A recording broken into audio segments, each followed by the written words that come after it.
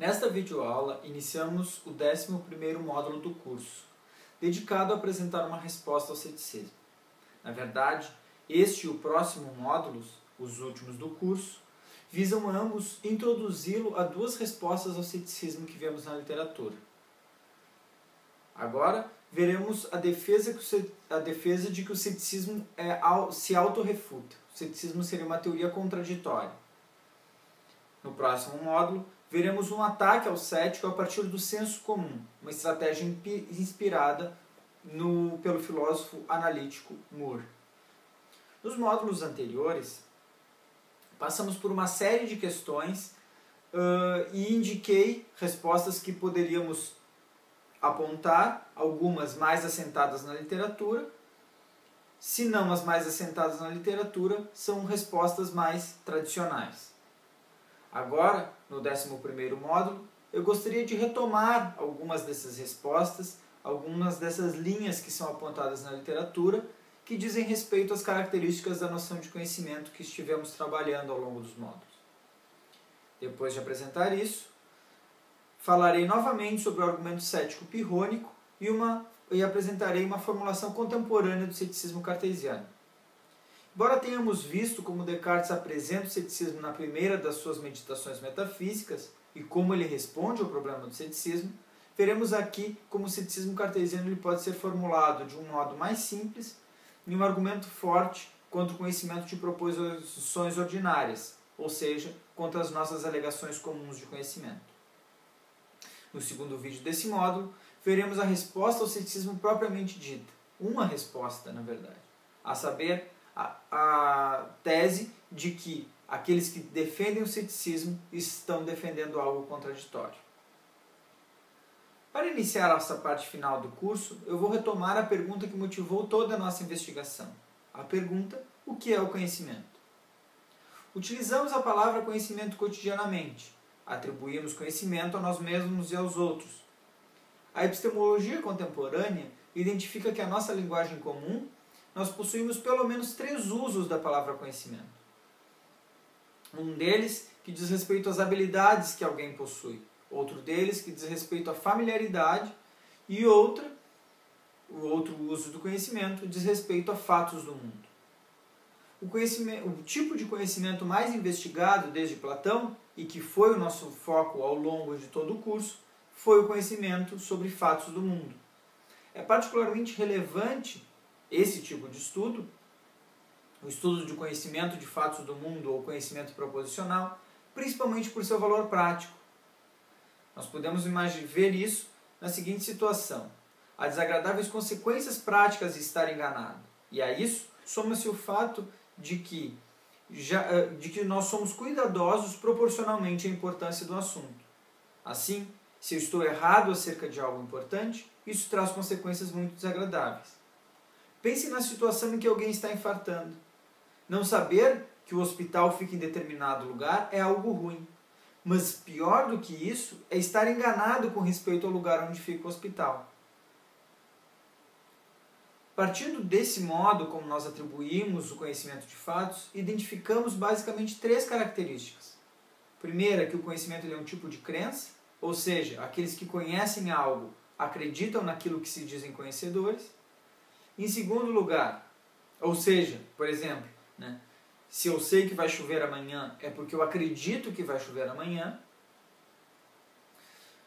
Do mesmo modo, só podemos saber as coisas que são verdadeiras, ou seja, as coisas que são fatos do mundo. Assim, se eu sei que vai chover amanhã, é porque vai chover amanhã. Ou então, se eu sei que essa parede é branca, é porque essa parede é branca. Não faz sentido dizer, eu sei que essa parede é branca, mas na verdade ela é amarela. Ou seja, a verdade ela é uma condição necessária para dizer que eu conheço. Se eu conheço algo, é porque algo é verdadeiro. A terceira e última característica do conhecimento proposicional é a justificação. Estar justificado é estar em condições de apresentar razões positivas daquilo que se acredita.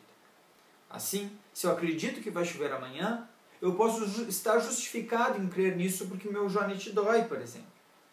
Mas eu também posso estar justificado em acreditar que vai chover amanhã porque eu ouvi o meteorologista falando no rádio. Nós podemos pensar também que, de um modo mais sofisticado, eu estou justificado a crer que vai chover amanhã porque eu vejo e reconheço o modo como as nuvens, o vento, enfim, o clima como um todo se comporta. Eu vejo esses indicadores e consigo identificar indicadores no clima, né, olhando para o céu e para o clima como um todo, e daí eu consigo inferir, né, raciocinar e dizer, concluir de que vai chover amanhã. De acordo com esse exemplo, fica claro que alguém pode estar melhor ou pior justificado. O sujeito que acredita que vai chover por conta do seu joanete, certamente tem uma justificação pior daquele que acredita que vai chover por conta de uma observação acurada do clima. Por conta disso, quando dizemos que alguém conhece algo, estamos a dizer que alguém crê justificadamente um fato, onde aquilo que justifica a crença deve ser algo bom o suficiente. Vimos cada uma dessas condições com vagar nos módulos anteriores. Vimos também que existem argumentos contrários à ideia de que nós podemos conhecer as coisas. Esses argumentos são os argumentos céticos. Dado que em epistemologia nós trabalhamos com essas três noções, crença, verdade e justificação, vimos isso também que alguém pode ser cético sobre cada uma delas. Alguém pode ser cético sobre a crença, alguém pode ser cético sobre a verdade e alguém pode ser cético sobre a justificação. Mas nós também vimos isso, que o ceticismo sobre a crença e o ceticismo sobre a verdade não são ceticismo epistemologicamente interessantes. Eles são interessantes para a filosofia da mente, e eles são interessantes para a metafísica. Eles são interessantes filosoficamente, mas eles não são interessantes epistemologicamente. Uma questão de um recorte de área aqui. O ceticismo epistemologicamente relevante versa sobre a justificação.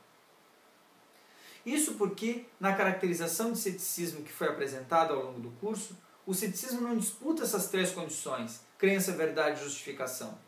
Ele não disputa que essas condições sejam condições necessárias para o conhecimento. O cético aceita isso.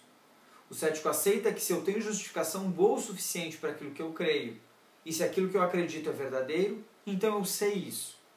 Dito de outro modo, o cético aceita a seguinte ideia: eu vejo a parede branca, essa parede é de fato branca. Eu creio que essa parede é branca. Eu creio que essa parede é branca porque a minha visão está funcionando corretamente. Portanto, dado isso tudo, eu sei que essa parede é branca. Essa parede é branca. Né? Ou seja, o cético aceita isso. Nesse exemplo que eu acabei de dar, é verdadeiro que a parede é branca, eu acredito que a parede é branca e eu tenho justificação para acreditar que a parede é branca. Logo, por que alguém negaria que eu não sei que a parede é branca, já que essas três condições são satisfeitas? O cético aceita isso tudo, mas ele recusa a conclusão. Ou, como vimos, o cético disputa que, dado aquilo que seja conhecimento, diferentemente do que senso comum e muitos epistemólogos pensam, é impossível satisfazer as condições.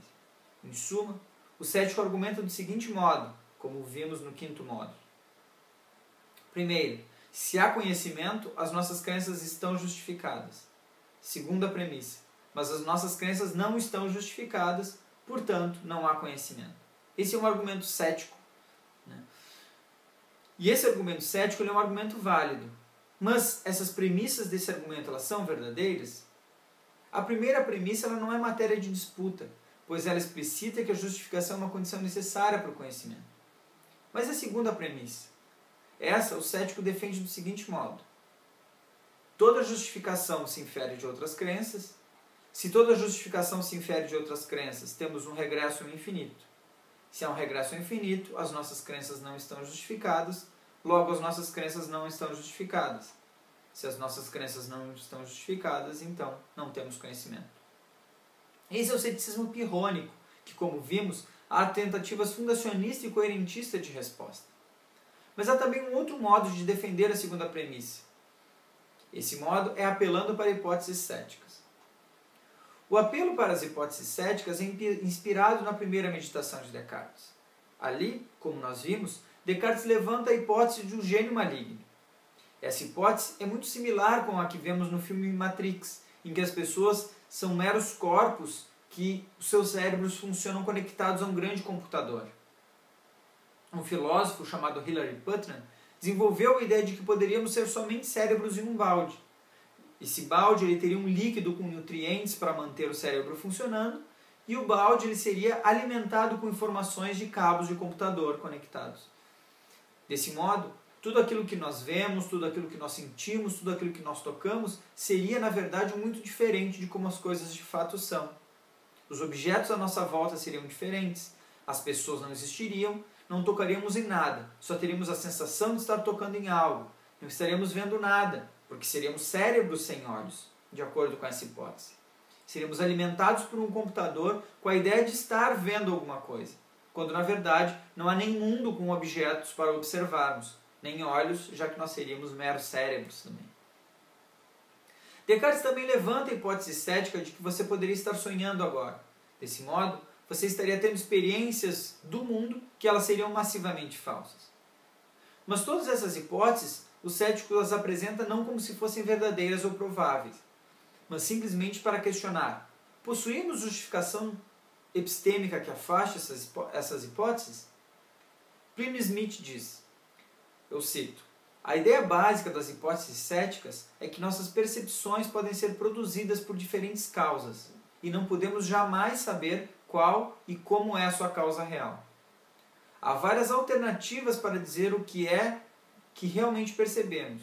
Enquanto não excluirmos as alternativas apresentadas pelos céticos, não podemos afirmar nada com certeza. O fato é que as hipóteses céticas apontam para um outro modo de se defender a premissa 2 do argumento cético. Um outro modo de defender que as nossas crenças não estão justificadas. Vamos pensar, é interessante pensar que esse argumento cético ele pode se adequar a qualquer uma das hipóteses céticas e a qualquer proposição de conhecimento ordinário. Qualquer proposição como eu vejo que essa parede é branca, eu sei que eu estou na minha casa, eu sei que eu estou em Pelotas e por aí vai. Eu sei que meu nome é Leonardo e etc. Ou seja, todas essas proposições ordinárias a gente poderia modificar um pouquinho do argumento e essas proposições ordinárias seriam negadas ali dentro do argumento cético. Vamos pensar na seguinte proposição ordinária. Eu estou na minha casa. E vamos pensar na hipótese cética de que eu estou em um hospital em coma, sonhando que eu estou acordado em minha casa. Desse modo, o cético diz mais ou menos o seguinte: você tem justificação para acreditar que está na sua casa agora? Vamos imaginar um diálogo. E a isso você responderia: sim, eu tenho justificação para acreditar que estou em minha casa. Você diz: eu lembro de ter entrado em minha casa, eu conheço as paredes da minha casa, eu conheço o cheiro da minha casa, eu conheço o chão da minha casa, eu conheço a frente da minha casa e tudo mais. Ou seja, você diz: eu tenho várias razões para acreditar que eu estou na minha casa. Mas o cético pergunta: todas essas razões são boas razões para que você saiba que está em sua casa? Porque é disso que se trata, de uma justificação boa o suficiente para o conhecimento. E você responde afirmativamente: sim, eu tenho excelentes razões para acreditar que estou em minha casa. Razões tão boas que eu diria que eu sei que eu estou em minha casa. Disso se segue algo curioso, diz o cético. Se você tem razões para acreditar que você está em sua casa, essas mesmas razões precisam ser incompatíveis com a possibilidade de você estar no hospital, em coma, sonhando que está em sua casa. Essa ideia do cético, ela é intuitiva e se segue da noção de justificação. Vamos dar um outro exemplo para deixar essa ideia clara. Digamos que você está no zoológico e vê uma zebra. Você lê uma placa: zebras, aqui tem zebras, ou algo do tipo. Ou seja, você tem justificação para acreditar que você vê uma zebra. Você tem várias razões. Você está no zoológico, você vê uma zebra, você lê a placa escrito zebra, né? As pessoas no zoológico não costumam enganar os seus clientes e por aí vai. Agora suponha que você está ali observando uma zebra, ali encostado, e então alguém chega do seu lado e diz: olhe, como são bonitas essas mulas pintadas de zebra.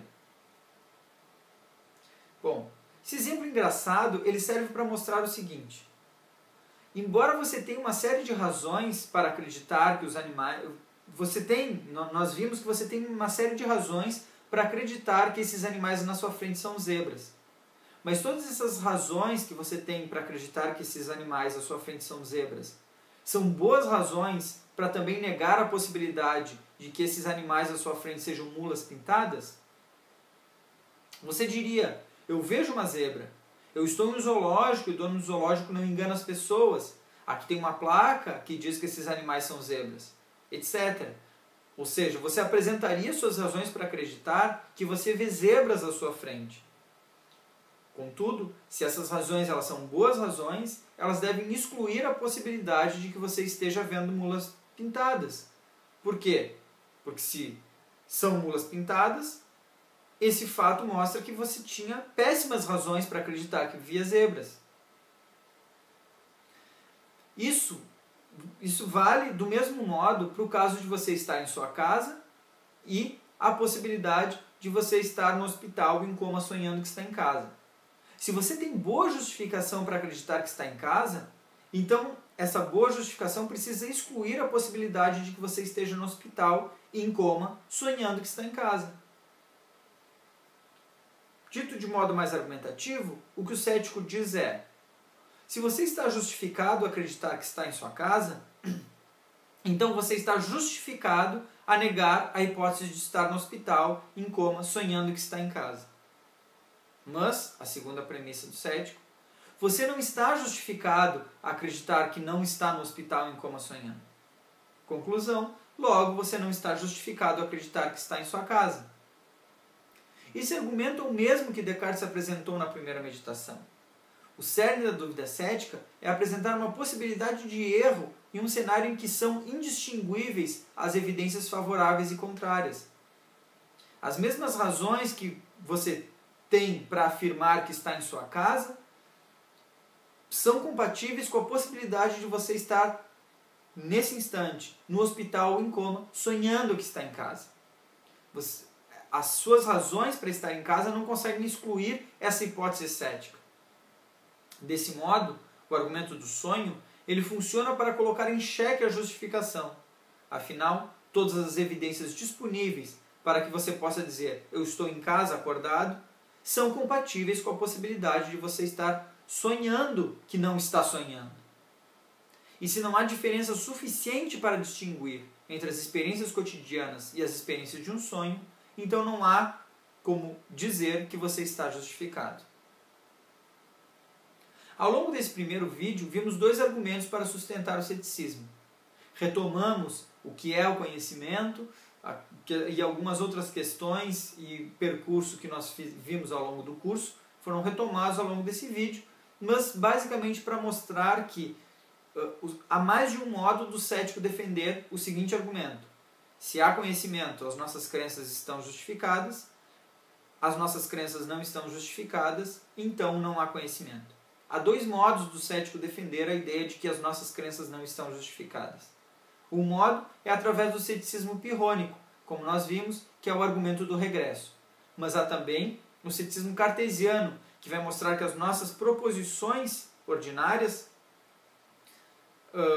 nós não temos razão suficiente para afastar essas hipóteses céticas, que são contrárias para acreditarmos naquilo que nós dizemos acreditar quando falamos em proposições ordinárias.